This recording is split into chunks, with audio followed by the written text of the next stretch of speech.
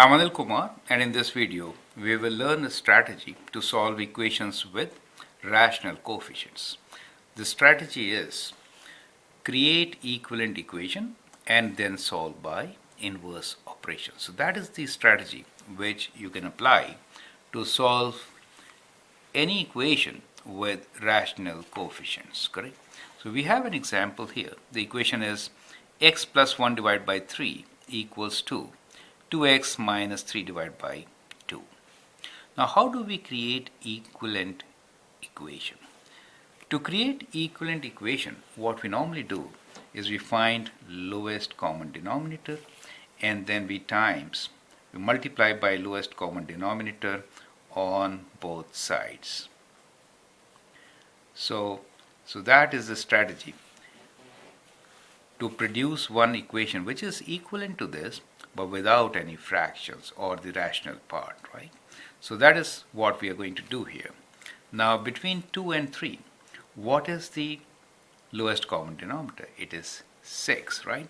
So what we will do is that we will times by 6 both sides of the equation. So we already have x plus 1 over 3 equals to 2x minus 3 over 2.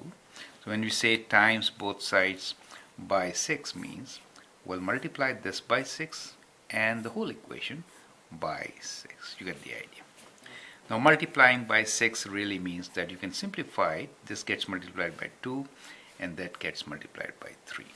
At times when we have equation like this is kind of a ratio, right? So if you have kind of a ratio, you could say cross multiply.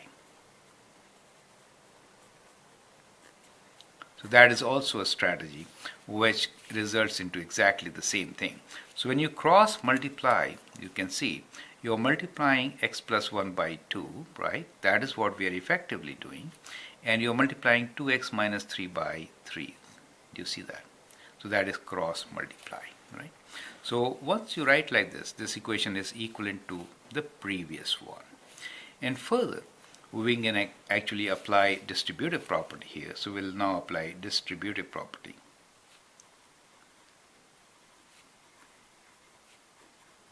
Right? Expand and then simplify.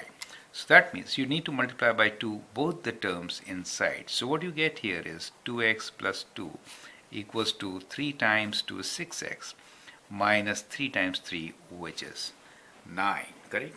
Now you can follow the strategies which you've learned to solve equations with variables on both the sides, right? So the strategy now is to group x on one side. So we'll group variables, right? So we'll group variables and constants, right? So we'll prefer to group variables on the left side and constants to the right side.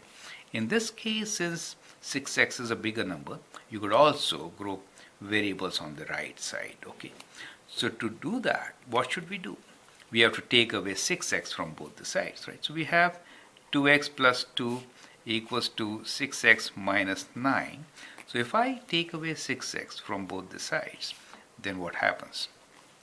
Then we get minus 4x plus 2 on the left side and minus 9 on the right side. So we have grouped variables on the left side, correct? Now let us group constants on the right side. So we do step by step, do one operation at one time. That is recommended, right? So let's do minus 2 on both sides. That will help us to group constants on the right side. So we have minus 4x equals to minus 11. Now you can actually divide by minus 4, correct? So let me push this page a bit forward. So now you can divide by minus 4 and get your solution. So when you divide by minus 4, you get x equals to minus 11 over 4 as your solution, right?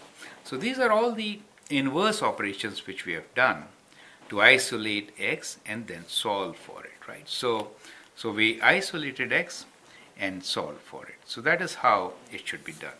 I hope that helps. Thank you and all the best.